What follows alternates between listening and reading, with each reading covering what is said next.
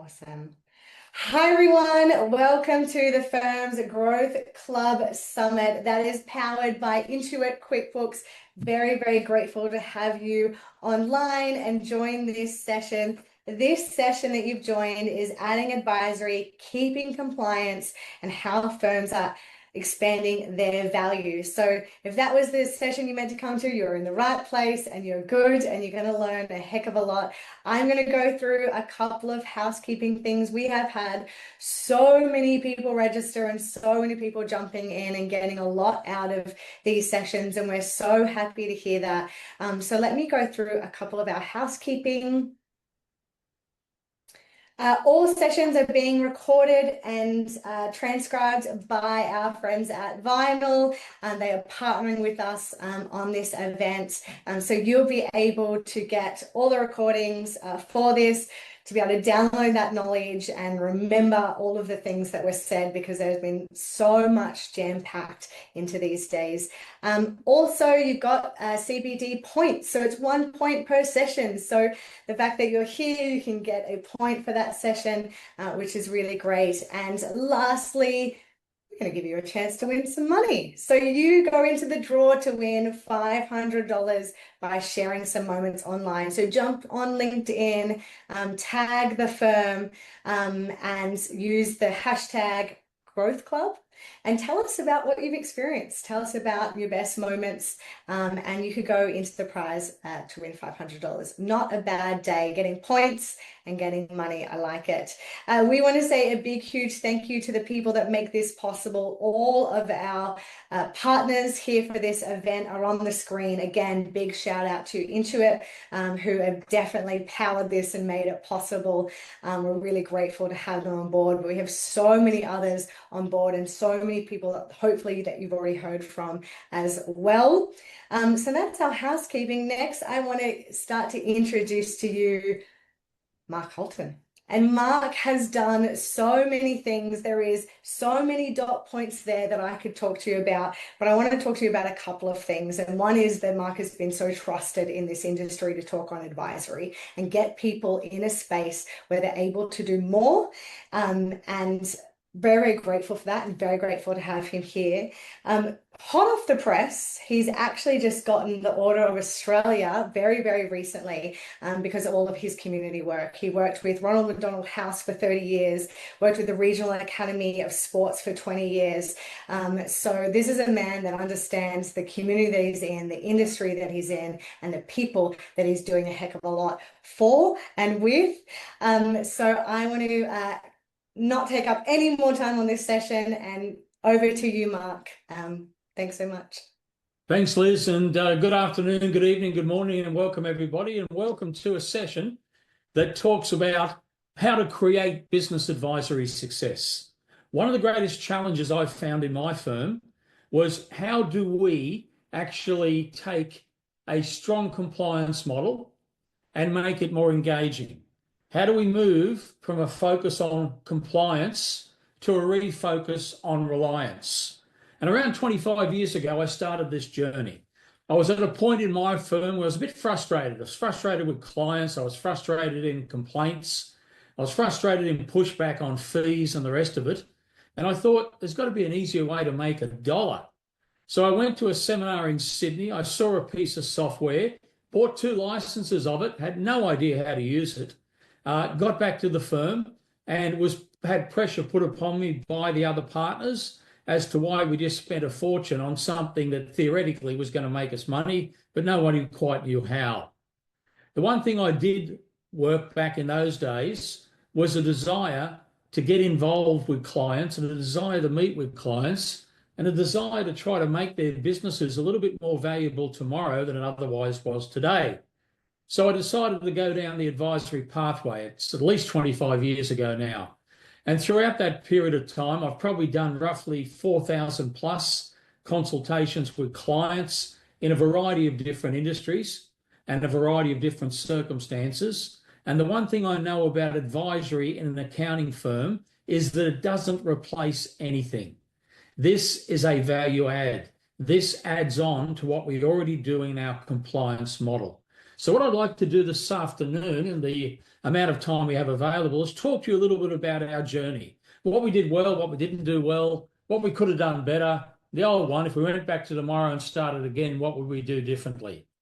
Well, let me first take a look at the industry. And as you can see on screen at the moment, I've put a little summary together from roughly, I don't know, a couple of thousand clients that I've talked to. And for me these days, a client is an accounting firm. Now that I'm no longer in practice and working in consulting with Smith Inc. But what I'm seeing out there in the industry is that a lot of practices do advisory services when asked by a client or a third party like a bank. For example, client goes to bank wanting finance. Bank says to the client, you need a three-way budget and cash flow. Client comes back to us, we've got no idea what they're talking about. We do it, we bill it, and we forget it. That's what we used to do. Where we started to get success was we did it, we billed it, and then we communicated to the client, this is your future action plan, this is your success plan. And then we held them accountable with board of advice meetings at least quarterly to make sure they were hitting their goals with their budget. Sure, it was used for the bank, but it was more annuity focused than it was one-off or piecemeal focused. I'm finding a lot of firms do not track advisory separately on their P&L or use job codes. Neither did we.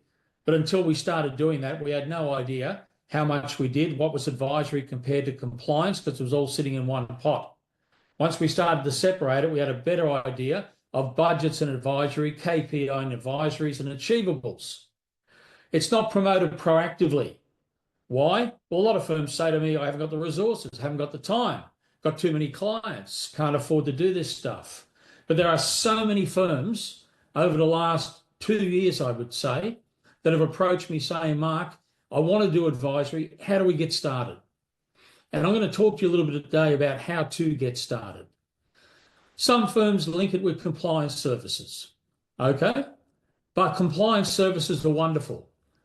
Just for our control, I'll go back to the previous slide, please. Compliance services are wonderful, okay? But at the end of the day, they focus on what happened yesterday. They're a glimpse in the revision mirror. Advisory is looking what's going to happen next, okay? And often a lot of firms tell me they give it away for nothing or very little. I've had quite a few say to me recently, should I do the first 2 or 3 for nothing to get practice? The problem with doing it for nothing is when the client likes it, and then when you do it again with them, they expect it for nothing because they don't see the value proposition. So if that's what's happening out there, why is it happening? Let's move forward and look at why it's happening. I think it's happening largely because we're operating this through online, actually, guys. I'm just waiting for the right slide to come. Let's go to the next slide. Why is this happening? I don't think there's any immediate desire to change existing compliance services. You know, compliance is profitable. It works. We do it again and again. I think the industry BMWs, which is bitch, moans and whinge, often about how much they do and how little they have as resources, but we still do it. What else happens out there?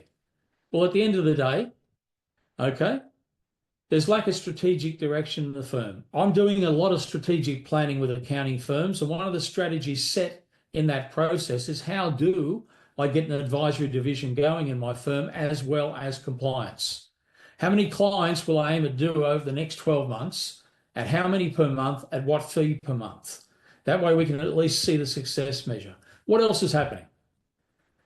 I think we have the wrong people doing the wrong jobs. If you're going to get advisory working in an accounting firm, guys, it's got to be under a scalable model. You've got to get the right people doing the right task at the right pay rate. If you get the wrong people doing the wrong task at the wrong pay rate, whatever profitability there, believe me, will be eroded. We've got to get that scalability in place. Also, what we need to do is to look at our core business model. So if your model at the moment, your turnaround time is too long, your number of open jobs are too many, your productivity is too low, your WIP's too high, and your debtors are too high, we've got some things to fix before we start to put more pressure on that model. So let's get those things working right, then let's add value to ourselves as well as our clients. What else do we need to look at and why is it happening? will often key person dependency. I'm seeing a lot of firms out there, okay, when a client comes back to them, it's the partner or the senior who's doing most of the work because they're the only ones that can. So the model isn't scalable. The model's not profitable, yet it does generate volume. We've got to look for profitability in advisory, not just volume. Why else is this happening? Measurement and accountability needs improving. And I think we'd all agree on that. And finally, there's confusion with the business advice product. If the client is confused, gee, it's hard to pay more money to us. If we're confused, and that is to be able to explain to a client the value of this in a manner the client can understand, interpret, and see that value proposition, then it makes it really tough at the end of the day. So if that's what's happening in the industry, this is the problems. My question to you today is, how do we address them? So let's have a look at that. So let me ask you a question. In your mind, what advisory, and what I define advisory is anything that's not compliance, do you think service clients will expect from us over the next 3 years? And it could be a variety of things like help me get my debtors to pay me quicker, help me strengthen my cash flow, help me manage my profitability. But on top of that, I need a succession strategy. I need an estate plan. I need a success plan. Do some strategic work with me. There's a million and one opportunities here, guys. We just have to seize it. So let's have a look at some of those opportunities. So when I look at my practice and what it's done, I look at a lot of accounting firms that I consult with. There's a variety of different advisory services out there. And here's just a snapshot, a little brain dump of what they are and stuff that I've done. Financial health checks. I call that the reds and the greens. The greens are good, the reds aren't. What are you doing well? What are you not doing well? How do we improve the business? How do we get more profit? How do we strengthen cash flow? How do we make businesses worth more tomorrow than they're worth today? So things like business value indications. I've always been in the business of helping my clients make their businesses worth more tomorrow than it actually is today. I'm also a big one on pre-lending assessments. Sick and tired of the banks making all the money. I work with clients around getting them bank ready. I have a service which is how to get the banks to say yes, which means we've got to get involved well and truly before the client goes to the bank with a set of financials that largely we've supplied anyway. But I see the sweet spot is board of advice meetings, quarterly meetings with you as the external chairperson, holding the client accountable to their plan, which goes back to square one. No budget, no cash flow, no success measure, no plan. Very hard to hold them to what they intended to do and measure them against what they achieved in that. We've got to get that happening. For a lot of clients, their problems are much smaller. Like, I can't get customers to pay me quick enough. How do I manage my creditors better? How do I strengthen workflow? How do I get that inventory and whip out the door instead of sitting on the shelves? And how can I do KPI analysis? Little things that I can measure and monitor that keep me focused about success and build that success with my clients. When I did KPI management, guys, I developed a tool which was the top 10 KPIs. And those top 10, believe me, about 6 or 7 of them are stock standard. The other 3 or 4 relate to the industry the client works in. So there's a couple of ideas. Let's look at the next slide at another couple of ideas here.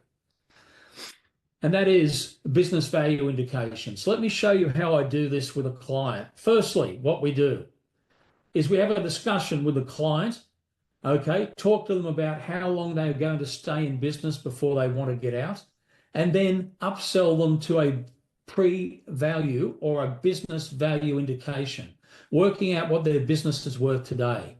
The second step in this process is then to measure where they want the business to be in the future against what it's worth today, establish the gap, and then look to fill the gap through better profitability, stronger cash flow, de-risking the business. And then step 3 is putting them in the position where we can start to improve their business. And finally, at step 4, measure them every 12 months at least to quantify the improvement you've made in their business. I'm in the business of making clients' businesses more valuable.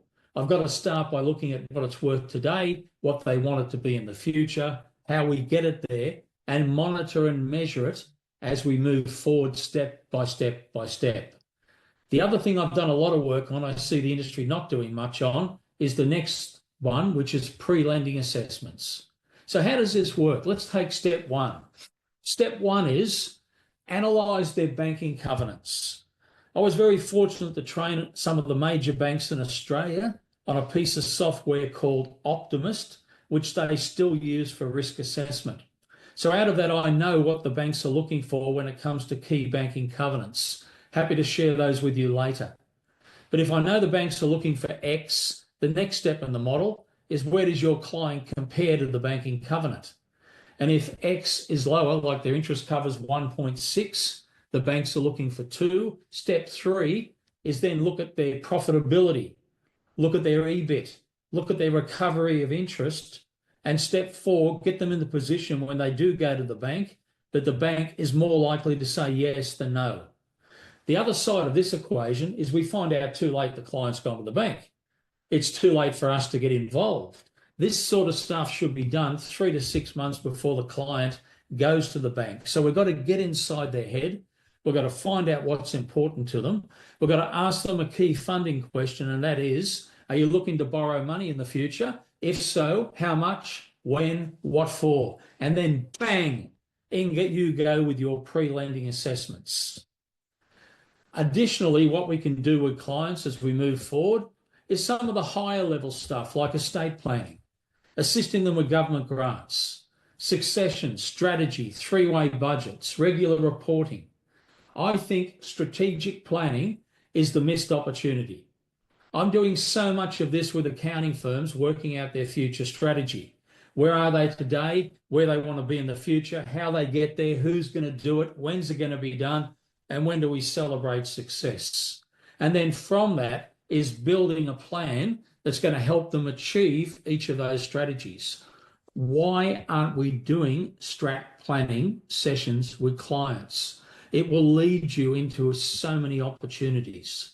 We've got to engage the client to flesh out the opportunity. And even more so as we move forward is to look at what I think is the absolute sweet spot, and that's scenario planning.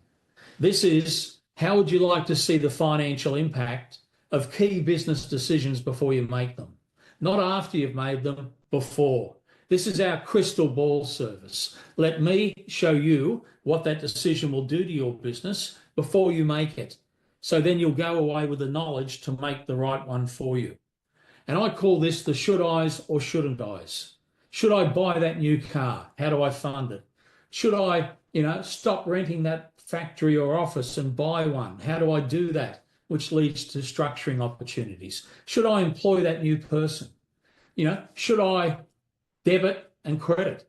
I'll go as far to say as any debit and any credit, I can show any client what that will do to their business before they do it, and it doesn't matter what software I'm using. In the old days, I used to do this on a whiteboard, guys, using T accounts. It's amazing how that concept still sticks. But at the end of the day, when a client's looking at you to offer this service, you've got to be available. You've got to be there and you've got to react, because they're not going to wait 3 months to the next quarterly meeting to find out whether buying that piece of equipment or that new factory or whatever it might be is the right thing for them. But that's how I made a large amount of my success, by putting that to clients, because I failed in the early days to get this information in front of them quick enough. And many of my clients did go off and make decisions that otherwise were not that successful.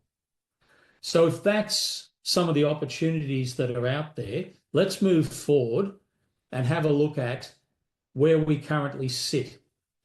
At Smithing, we did a technology conference, some might remember it, called ATSA for 11 years. And we surveyed the market, and we've continued to survey the market.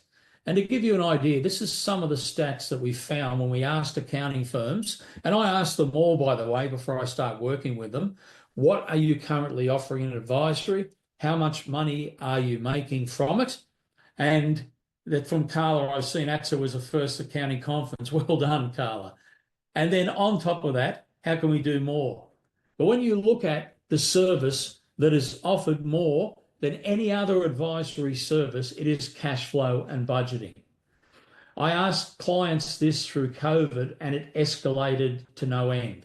But a lot of firms were not utilising it as a start to advisory. It was too much of a one-off piecemeal exercise. You'll notice tax planning above it has become very strong. And you'll notice for the first 2 years, we couldn't get data on tax planning because all firms were actually jumping it in the middle of all their compliance activity and not tracking it separately. I see tax planning as the bridge between compliance and advisory. I always have. I use tax planning meetings to be able to get them involved in advisory. And when I do quarterly board of advice meetings, I have a tax planning session in there because I was sick and tired of trying to do them all between May and June every year. If I'm going to make more profit for a client, tax is a consequence. So we've got to leverage this stuff better. You'll see things like scenario planning, dashboard reporting. But let's be frank, there's so many brilliant bits of software out there at the moment. It is just staggering. I wish I could go back 25 years and start again. A bit like a Benjamin Button moment to be able to have what's available now and do it all over again. Because all I had was that bit of software I found, and prior to that, a tool which I call the accountant's love tool. And we all know what the accountant's love tool is, guys. It starts with E and ends in Excel. We love spreadsheets. Spreadsheets are the thing we do. As accountants, we do spreadsheets when nobody wants a spreadsheet. It's just the way we think. So that's where I started. But gee, the technology out there at the moment is brilliant. My challenge to you guys today is if there's brilliant technology and brilliant support and brilliant resources, how are you going to utilise them to make more money from the top 20% of your clientele? And if you're not doing advisory, what are you missing that other practices are doing that could make you non-competitive in the future? That is the challenge for our industry. So with that in mind, let's move forward. So my question to you today is your strategy in your firm to do advisory services that are strategic or transactional? When we started, we used a bit of software that was called Optimist. It was later badged Profit Optimizer.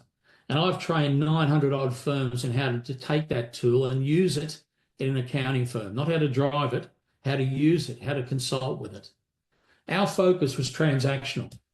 We put data into a dashboard, we'd print it out for a client, we'd put it in front of them. They would love it the first time because the first time it was different. The second time, the challenge was how do I make it look different? How do I make the second meeting different than the first? And if you can't do that, believe me, by the time you get the 4 meetings, you won't be doing anymore because the client will be bored. What we then did after 3 years of running on the spot, but had great success, was to go back and do a plan, a business advisory implementation plan, where we looked at strategically, how do we get inside the client's strategic mind? And doing strategy up front leads to you introducing transactional advisory services when the time is right. Not putting it up front because you've got it, but using it at the right time for the major effect to the client's ultimate benefit. So in my mind, what works? Strategy leads to transactional. What else works? Let's move forward. And that is one-off versus annuity. We were doing too much one-off services. We do a budget, we bill a budget, then forget about it.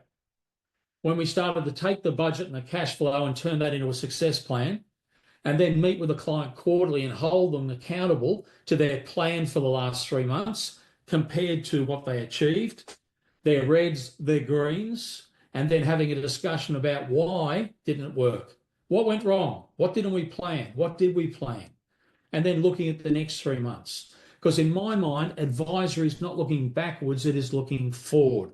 You cannot look forward if you're taking historical data, feeding it into systems and having a discussion about what they should have done, could have done, might have done yesterday. Because eventually the client will get dirty with you and say to you, like many said to me, why didn't you tell me this 6 months ago? Why are you showing me this now? Okay, we've got to get inside their strategic head and look to offer services that are annuity focused. And that shouldn't be that much of a challenge because tax is an annuity model. We don't do it once, we do it every year.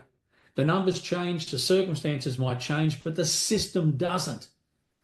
We don't do industry-based compliance reporting. It's one model generally fits all. That's where advisory is challenging, because every client's different, every industry is different, but you can systemize it to a point. You can't systemize it fully. And that's what we've got to get right. So let's step a moment forward and have a look at where we go. So what do I think we need to do with this?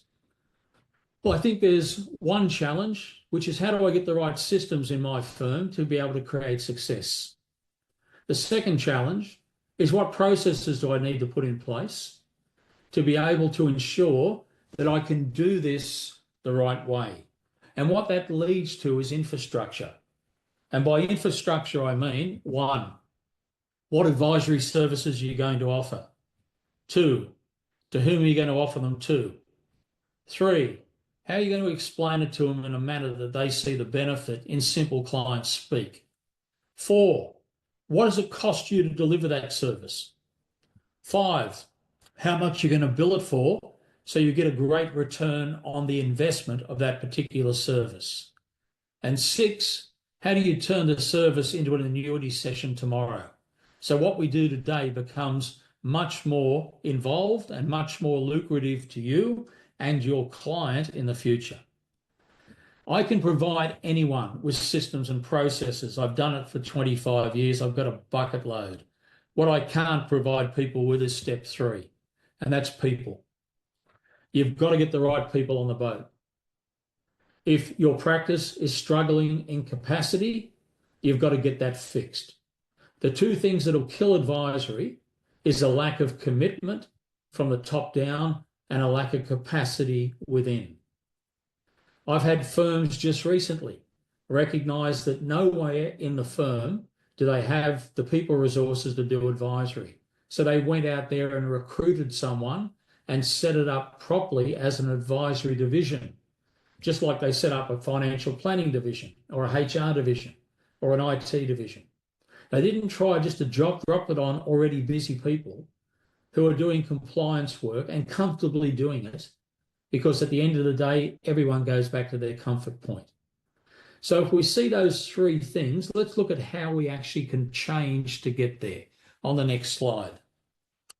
At Smith Inc., we have a system. It's a process called the enabler, or the 7 steps to success. So let's have a look on the next slide at what those 7 steps are. Step 1, the first thing we've got to do, and this is the only one I want you to remember today, because I need much more time to go through the rest, and that is you've got to prepare your firm for success. If your capacity's not there, we've got to look at what we change. If the structure's not right, we've got to look at what we change. If the resources aren't there, that's got to be done. That comes about by preparing a plan for success. Step 2, and only after you've done step 1, is you've got to unlock your client's needs. How do I get inside their head and find out what's important to them? How do I find out what they see, their major strengths, weaknesses, risks, funding, and succession challenges? That's my top 5. When I talk to a client, I've only got 5 things I want to talk about: strength, weakness, risk, funding, succession. Hard acronym, but that's what I want to do. I want to get inside their head, and I want to do a proposal that actually identifies and addresses what their problems are that they've told me. I can then go to step 3, and that is I've got to create a disturbance in their mind. If they want X and they're a mile away from it, measure it, track the distance, and start the process to get them there for as long as it might take. And that's going to require at step 4 what every accountant here loves more so than anything else, and that's analysing. We all love Excel, we all love formulas, we all love ratios. By golly, they're fantastic things. But the problem is that's step 4. Step 4 won't work well unless you've done 3 and 2. Step 3, 2, and 4 will fail if number 1's not addressed. And then once you've got the client interested at step 5, you've got to support them. You've got to help them implement it, not just say, go away and get your debtors down. If you get your debtors down one day, it's going to give you all this money, and let them go and do it when they've got no idea how to. That's a recipe for disaster because you're making them a failure to implement. And then step 6 is help them manage their additional needs, because budget, cash flow, quarterly board of advice could lead to succession planning. could lead to estate planning, could lead to, I want to do this, is it a good idea? And that's at step 7, where you make your ultimate benefit and then you generate new business opportunities. Step 7 is, how would you like to see the financial impact of key business decisions before they happen? That's my mantra. That's my go-to-market with every client. And that's what really kept me going for the last 25 years. But the one thing we did not do well was step 1. So if step 1's so important, what do I need to do? Let's just focus on that for our time that we've got less. Let's move forward to step 1. So the top 3. What are the first 3 issues I've got to face at step 1? Lack of time, lack of capacity, lack of human resources. If that isn't addressed up front in the form of a structure, in the form of a division, in the form of change, honestly, what will happen is you'll get the clients interested and you won't have time to service it. And all you've got to do is miss one meeting, forget to do one thing, and it's a service failure. We've got to get your ducks ready up front before you even go to market on this. The capacity and the commitment issue has to be addressed. And number 3, so I get asked this all the time, what is the right client, segmented client to start with? I had someone ask me last week when I was doing a bit of consulting work, should I look at what revenue should I look at? What type of industry should I look at? Okay, I have a very precise structure for the clients I entertained, which I'm happy to talk to you about later. But let's move forward to find out what that right client is. Let's start with the A-class client. And let me ask you this question. What does the A-class client do well? Well, I reckon they want to grow. They've got a growth mindset. They're a good payer. That's what everyone tells me. They pay on time. You don't want to take a bad payer, do more work for them and not get paid. Let's be fair dinkum. They listen. They're good revenue opportunities. Okay? They don't BMW. That's bitch, moan, whinge. If they're a BMW, believe me, nothing else you do will change them.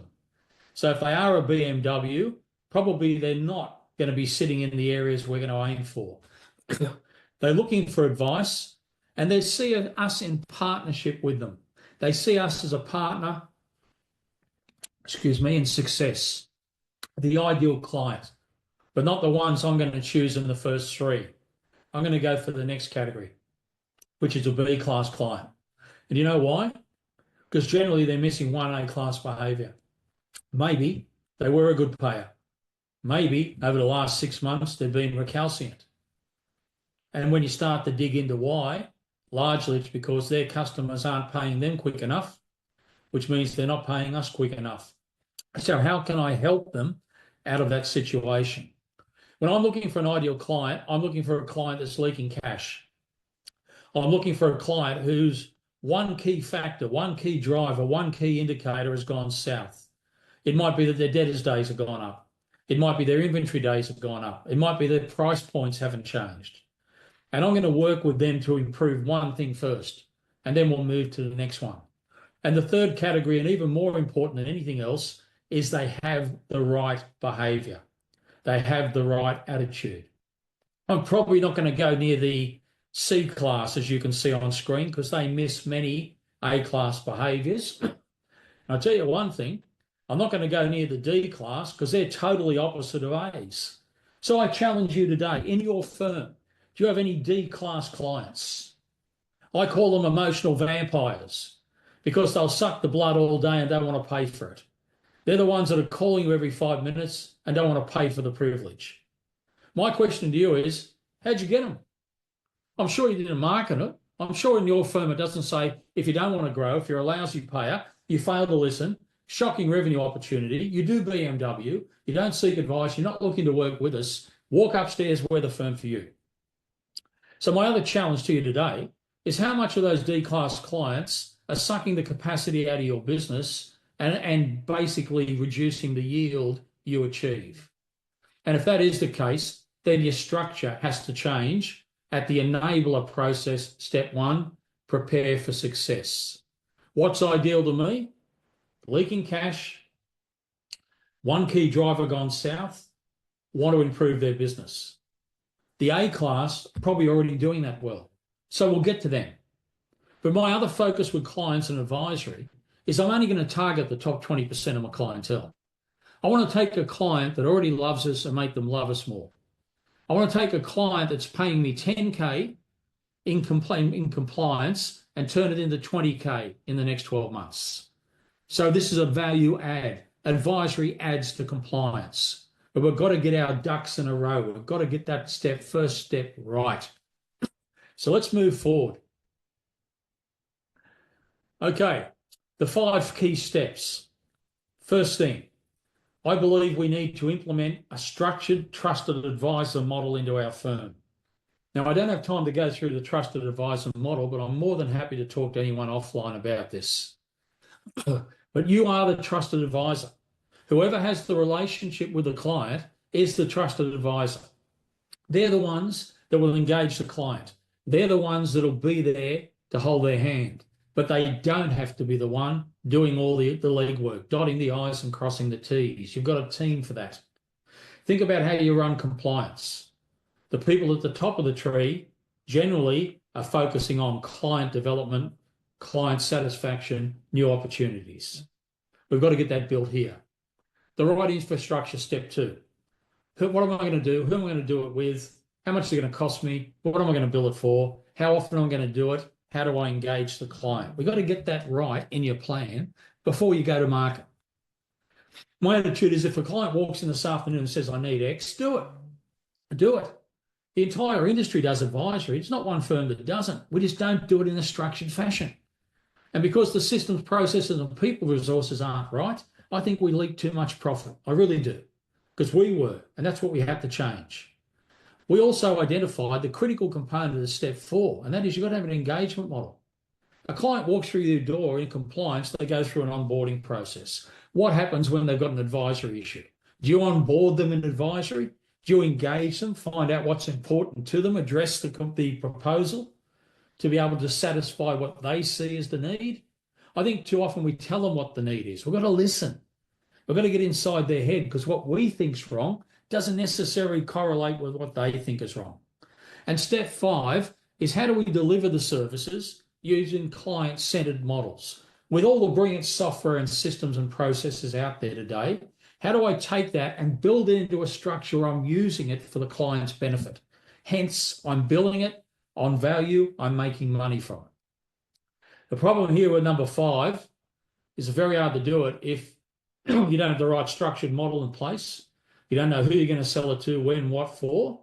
Your systems and processes and people resources aren't right, and you don't even know what the client needs. The mistake we made, we went straight to 5. We bought a bit of software, and we said, now, okay, how do we do it? My partner said, you bought it, it was your fault. This better not be another bit of shelfware, because I did have the propensity of buying shelfware in the past. But that's what are we going to do differently with this? Okay?